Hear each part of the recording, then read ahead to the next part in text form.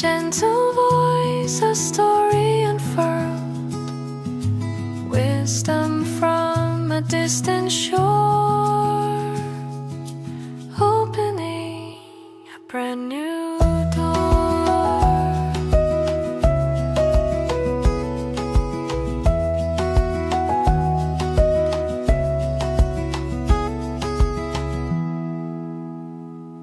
As the sunset slowly settles outside your window, what color is your heart at this moment? There are times when we need to pause our busy lives and listen to the voices within. Today, I want to take you on a profound and intense literary journey. We are exploring the novel that stunned the world when its author became the first Korean and the first Asian woman to win the Nobel Prize in Literature. In 2024, Han Kang's The Vegetarian. Born in Gwangju in 1970, Han Kang first approached us as a poet in 1993, and as a novelist the following year. She has spent her career fiercely contemplating human violence and the dignity that stands against it. The Vegetarian, in particular, gained global recognition after winning the International Booker Prize in 2016. Thanks to the beautiful translation by Deborah Smith. The story begins when a woman named Young Hye suddenly announces she will no longer eat meat. But this is not merely a story about vegetarianism. Through the shifting perspectives of three people, her husband, her brother-in-law, and her sister, it poses deep questions about societal violence, human instinct, and salvation. As we follow Young Hye's solitude unseen even by her closest family and her transformation into a tree, a heavy resonance will surely settle in our hearts. So, set a warm cup of tea beside you and open your mind to the story, told through Young Hee's silence. In this peaceful evening, let us begin the sentences that will touch your soul. Part 1, The Vegetarian. Until my wife started her vegetarianism, she was utterly ordinary. From my perspective, she had no special charms, but also no particular flaws, a woman who fit the standards of the world perfectly. She was a woman of few words on the rare occasions she spoke. It was nothing significant. When she went out, she seemed to forget she was a woman. I liked her unremarkableness. I expected nothing more than a woman who wouldn't stand out, who would manage the household reasonably, and who wouldn't hinder my social life. Then, one dawn, I found her standing before the refrigerator, throwing out every bag of meat, beef, pork, fish into the trash. I had a dream, she said softly. Her voice was so indifferent it was chilling. A dark, damp forest, dripping carcasses of meat, and red eyes, staring at me from between them. Someone killed me, or I killed someone. After that dream, she wouldn't go near meat. I was bewildered. To a man with a social life, her sudden behavior was nothing but an embarrassment and an inconvenience. What's wrong with you? Are you crazy? Everyone eats meat. Why are you the only one refusing it? Despite my badgering, she remained silent, her body withering away, her braless chest, her protruding collarbones, and her hollow eyes only made me angrier. I decided she was becoming abnormal. Her change wasn't just about diet. It was as if the entire world supporting her was collapsing. She stopped cooking. She no longer greeted me when I came home. She would stand on the veranda, staring blankly, or crouch on the floor murmuring about strange dreams. I was ashamed of her.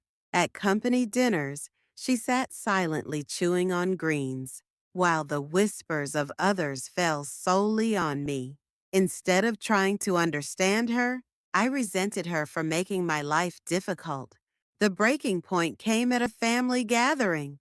My father-in-law tried to force a piece of sweet and sour pork into his daughter's mouth. Young Hye, eat. This is for your own good. Are you refusing your father? It wasn't an act of love, it was blatant violence. As her brother in law and brother held her arms, her father shoved the flesh of a beast into her mouth. Young Hai shrieked, spat out the meat, and slashed her wrist with a fruit knife right then and there.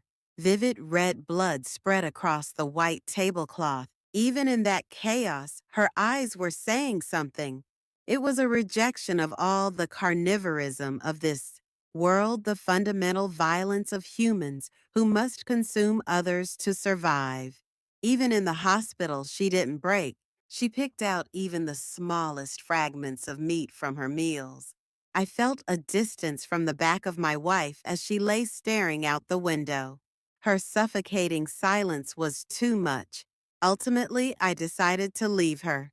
The ordinary wife I knew was dead, and in her place remained a strange, unrecognizable creature. Let's pause for a moment. Sometimes, in the name of love, we exercise invisible violence against others, like the hands of the family trying to force meat into. Young Hai, are we not crushing someone's soul to fit them into the frame of what we call normal?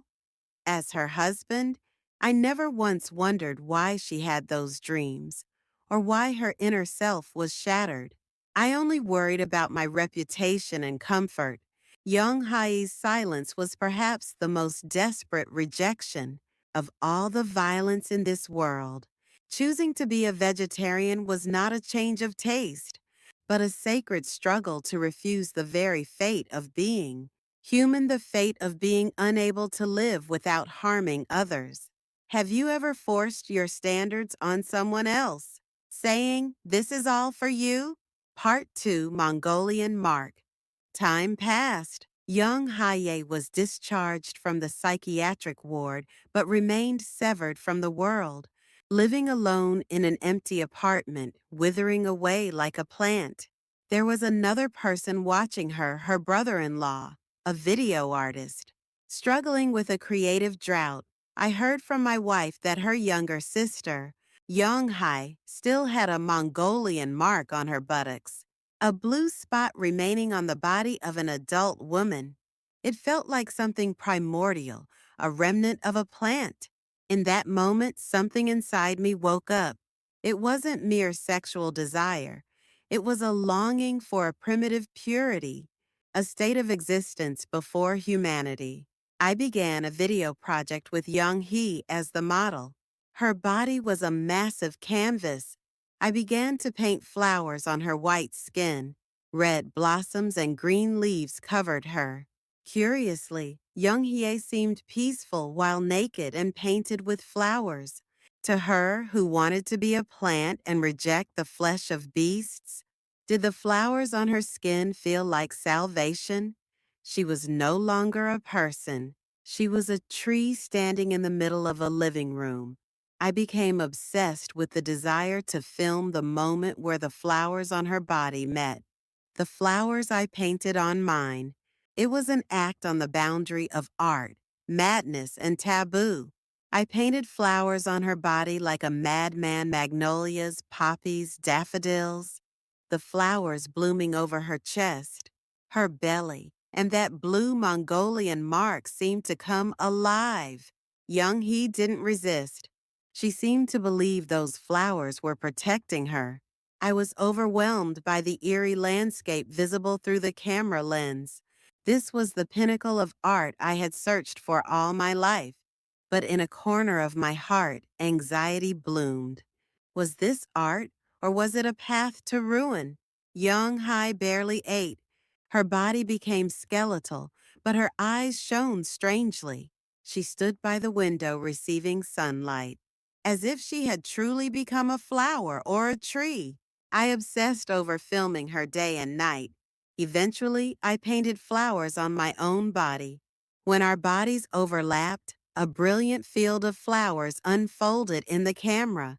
It was a moment that couldn't be explained in human language, a moment filled only with primal life force.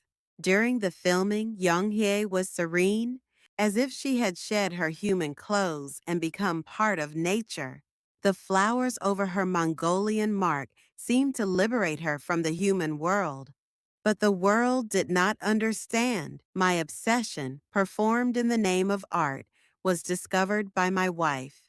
What she saw when she opened the door was not artistic union, but hideous infidelity and madness.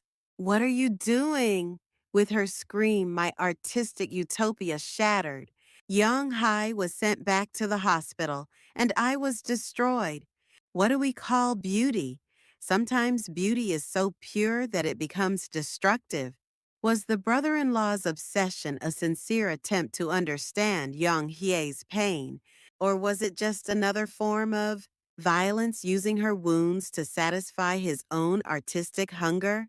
He tried to erase her humanity to find plantness, but in the process, he may have ignored the actual suffering of the human being named Young Hie. Her body covered in flowers remains a tragic image. The fact that even the longing for purity can be a fatal wound to another is heartbreaking. Part 3, Flaming Trees. Now the perspective shifts to Inhai, Young Hai's older sister. After everything collapsed, Inhai raised her son alone, scraping by. She persistently cared for young Hie in the psychiatric hospital. Inhai was someone who lived her whole life with sincerity and responsibility. She was a person who endured, meeting her parents' expectations, supporting an irresponsible husband, and taking responsibility for her mad sister that was her life. But watching Young Hye refuse all food and pull out her IVs, Inhai realized something she, too, was barely holding on. Young Hee's condition worsened. She wouldn't even drink water. Doctors tried to force feed her through a nasal tube, but she resisted with her whole body. "Sister, I don't eat anymore. I'm gonna be a tree. If I do a handstand, roots sprout from my arms, and sunlight passes through my body." Young Hai would do handstands in the hospital yard, her eyes believing she could live on. Only sunlight and water were crystal clear. As she wasted away, she began to take on a greenish hue. Inhai screamed at her, "Young Hai, please don't die. You have to live. How can a human become a tree?"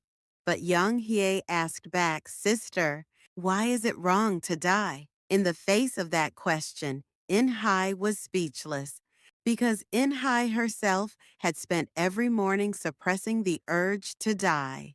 In the face of the world's vast violence, she looked at herself in the mirror dark circles under her eyes, shoulders slumped under the weight of life. Her sister had gone mad and wanted to be a tree, but Inhai felt that she, the sane one, was already like a dead tree. She held her sister's thin hand and cried, "I'm sorry, Young Hee, for not protecting you. No, actually, maybe I wanted to run away like you did." In the ambulance, moving Young Hye to a larger hospital, In Hye looked out at the forest. She saw the trees on the mountain burning like flames.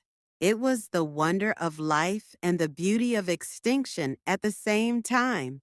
She realized that the meat Young Hee rejected symbolized the social oppression and violence that stifles our lives, and that she herself had lived with a dead soul by conforming to that violence. Touching the back of her sister's withered hand, she thought Young Hye, maybe you aren't crazy.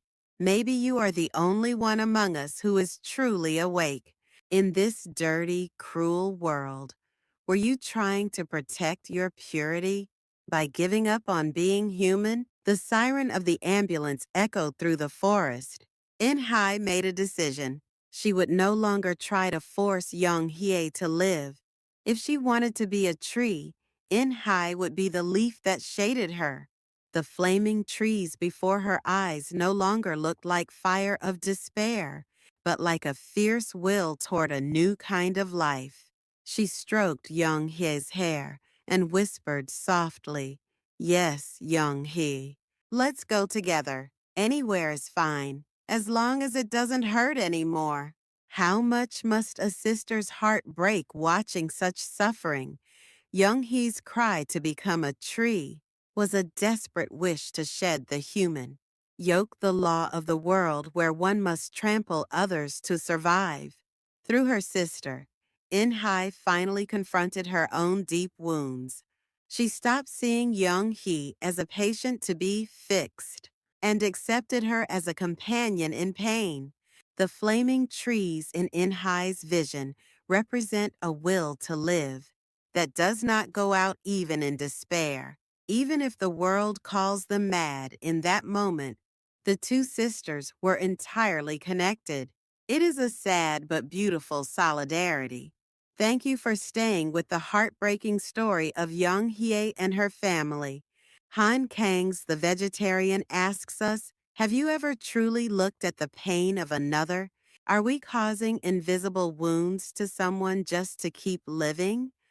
The world of meat that Young Hai rejected represents all the tangible and intangible violence, the competition, oppression, and indifference that we take for granted.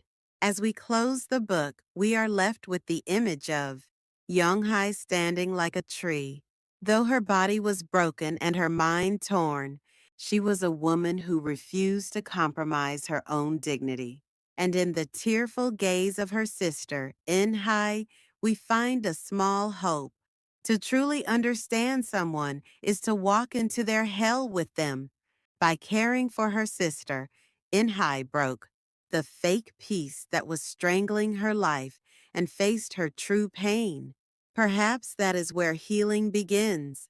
Han Kang's message is ultimately a fundamental reflection on what it means to be human. We can live like beasts, biting one another, or we can dream of becoming trees like Yonghye, rejecting all violence. We can also be like Inhai, silently witnessing and staying by someone's side through the pain. No one can say which life is the right answer, but I believe that human dignity shines brightest in the moments we try to empathize with the wounds of others. Tonight, is there a single sentence that remains in your heart? It doesn't have to be a grand realization. Perhaps it's Inhai's hesitation when she couldn't answer. Why is it wrong to die? Or the brother-in-law's longing for primal purity. Whatever it is, let it stay. I hope you have a night where you can deeply empathize with someone's pain and warmly embrace your own inner self. We are all fragile yet noble beings, each carrying our own Mongolian mark. As sunlight always returns after a dark night, I hope warmth, understanding, and peace find their way into your daily life. As you finish your weary day, I hope your heart feels as cool and peaceful as the green forest Yonghee dreamed of. Sometimes simply standing still like a tree, feeling the sun and the wind is enough to make us worthy. Thank you so much for listening to this long story. Good night.